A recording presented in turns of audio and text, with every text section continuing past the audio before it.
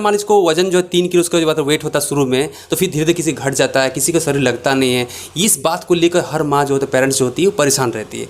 तो आयुर्वेद के थ्रू सब बताइए कि उस बच्चे को क्या सेरेलैक्स जो खिलाते हैं, हॉर्लिक्स खिलाते हैं, और कई कई बड़े बड़े कंपनियाँ की चीज़ों को जो खिलाते हैं, बोलते हैं कि मेरा शरीर लग जाएगा। तो क्या ये वाकई सही है, या आयुर्वेद की तरफ से कुछ ऐसा कुछ चीज़ है जो घर की चीज़ों को खिला के वो स्वस्थ रख सकते हैं? आपको हम बताना चाहेंगे कि सदियों से हमारे यहाँ बच्चों के लिए औषधियों के रूप में बालामृत, जलमघुटी बिल्कुल सब तरफ अवेलेबल रहा है। बहुत प्रचार होता था।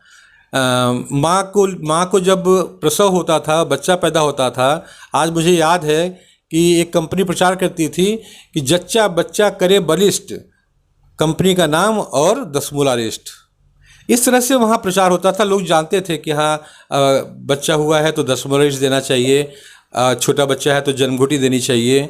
हर घर में, गांव में जब भी मैं कभी गया हूँ तो मुझे ताज्जुब हुआ है कि वहाँ एलोपैथ की दवाइयाँ हों चाहे ना हो बच्चे के लिए, लेकिन बालामृत या जलमघुटी या इस तरह की चीज़ें मुझे वहाँ हर घर में मिली हैं और गांव में माँ लोग पिलाती भी हैं। लेकिन फिर भी जो आपने सवाल किया है उसका सीधा सा जवाब ये है कि हम आयुर्वेद की चीज़ों का प्रयोग अगर बच्चों पे करते हैं, बाहर का खाना हम नहीं देते हैं, तो जाहिर सी बात है, जैसे माँ का स्तनपान आपने बोला कि दवाइयाँ जो है एलोपैथ की देनी पड़ती हैं बच्चों को, सेरेलैक वगैरह देना पड़ता है खाने के लिए।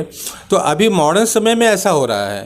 पहले 3-3 साल तक बच्चे माँ का दूध पीते थे। ताज्जुब करेंगे आप, 3 साल बच्चा बहुत बड़ा हो गया, साल भर के बाद बच्चे को छोड़ देना चाहिए। लेकिन पहले माँ जो है वो दूध पिलाने में हमेशा आगे रहती थी। मैं अपना खुद का याद रखता हूँ कि बचपन से लेके 5 साल तक मैंने दूध के सिवा कुछ नहीं लिया है। दूध माँ का छूटने के बाद मुझे दूध ही दिया जाता था, गाय का दूध दिया जाता था। तो मेरा कहना यह है कि दूध अगर 5 साल तक कोई बच्चा पीता है, अन्न नहीं खाता है, तो भी उसके अंदर कोई कमजोरी नहीं होगी। पूरी ज़िंदगी उसकी आंखें मजबूत रहेंगी, पूरा ज़िंदगी उसके शरीर में कैल्शियम कम नहीं होगा, पूरी ज़िंदगी उसका शरीर स्वस्थ रहेगा। जो नैसर्गिक बीमारियां होंगी या जो परिवार से चली आ रही बीमारियां होंगी उनको छोड़ के, तो दूध का सेवन हमारे घर में अगर है तो दूध तो हर जगह मिल जाता है। तो सेरेलैक अगर हम दे रहे हैं आज, तो सिर्फ इसलिए कि कंपनियां जो हैं वो प्रमोट करती हैं अपने आप को, बच्चों को बड़ा हेल्दी बनाने के लिए, और हर माँ बाप चाहते हैं बच्चे हेल्दी रहें। तो क्या मुझे देख के आप लोगों को लग रहा है क्या कि मैं हेल्दी नहीं हूँ? तो मैंने 5 साल तक दूध पिया है सिर्फ, और कुछ अन्न तक नहीं खाया। तो आप अगर माँ का दूध पीते हैं और माँ का दूध छोड़ने के बाद गाय के दूध पे या फिर बाद में और दूध पे जो भारी हैं आप लेते हैं, तो उसमें कोई नुकसान नहीं है। अन्न खाने से भी शरीर में दोष पैदा होते हैं, क्योंकि हमारा जो भोजन है वो कंदमूल फल है, अन्न भी हमारा भोजन नहीं है। जब हम आग जलाना नहीं जानते थे तो यही अन्न जो चूहे हैं, रेंगने वाले जीव हैं, वो खाते थे। तब हम जब कपड़े नहीं पहनते थे और मनुष्य जीव के रूप में थे, बंदर के रूप में थे, तो हम कंदमूल फल ही खाते थे। हमारी आंतों के लिए और हमारे दांतों के लिए कंदमूल फल ही उचित भोजन है।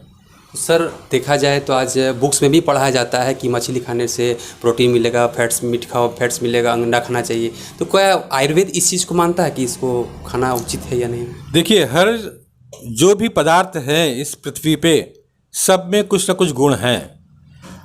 अगर तुलसी आप खाते हैं तो छाती पे काम करेगा, नीम खाते हैं तो स्किन पे काम करेगा, अश्वगंधा खाते हैं तो दिमाग पे काम करेगा, चंद्रप्रभा खाते हैं तो यूरिन पे काम करेगा। अर्थात मेरे कहने का मतलब सिर्फ इतना ही है, अगर मछली है तो मछली में भी कुछ गुण होंगे, जो विटामिन्स होंगे वो इस्तेमाल किए जा सकते हैं अगर आप चाहें तो। लेकिन साइंस क्या करता है, उनकी चीज़ों को ही मछली से तेल बनाता है। आजकल मछली के तेल का कैप्सूल आने लगा है, आप डायरेक्ट कैप्सूल निकल लो और मछली का तेल ले लिया आपने।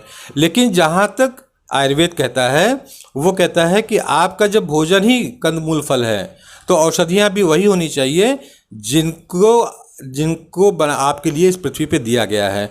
आपको एक छोटी सी बात बताते हैं, समझ में आ जाएगी। माँ के स्तन में दूध अपने आप आ जाता है बच्चे के पैदा होने पे। उसी तरह से मनुष्य के पैदा होने से पहले उसके लिए सारी आवश्यक चीज़ें इस पृथ्वी पे मौजूद हैं और थीं, बस उनका प्रयोग हमें करने की ज़रूरत है। और सर लास्टली हम 2-4 गो आपका उपचार के बारे में जानना चाहेंगे कि ये वीडियो गांव वाले भी देखेंगे, शहर वाले सभी देखेंगे।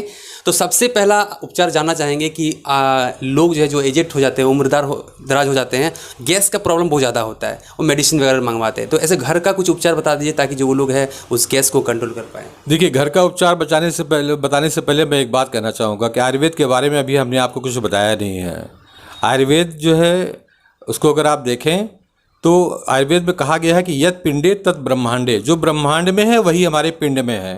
यानी हमारे शरीर का जो आकाश, हमारे शरीर में वायु, अग्नि, जल और पृथ्वी, ये पांचों तत्व अगर गांव वाले या शहर वाले या पढ़े लिखे या ना पढ़े लिखे लोगों से की बात करते हैं आप, तो सबको ये समझना चाहिए कि हमारी ये 5 तत्व आकाश, वायु, अग्नि, जल और पृथ्वी, जो कि वात, पित्त और कफ के रूप में 80 प्रकार के वात, 40 प्रकार के पित्त और 20 प्रकार के कफ, जो हमारे शरीर में दोष पैदा करते हैं, जिसको हम यहाँ नाड़ी पे हाथ रख के पता करते हैं और आपको बताते हैं कि आपके शरीर में क्या दोष हैं। उन्हीं दोषों को अगर हम अपने आहार विहार दिनचर्या से ठीक रखेंगे तो शायद हमें दवा की ज़रूरत नहीं पड़ेगी।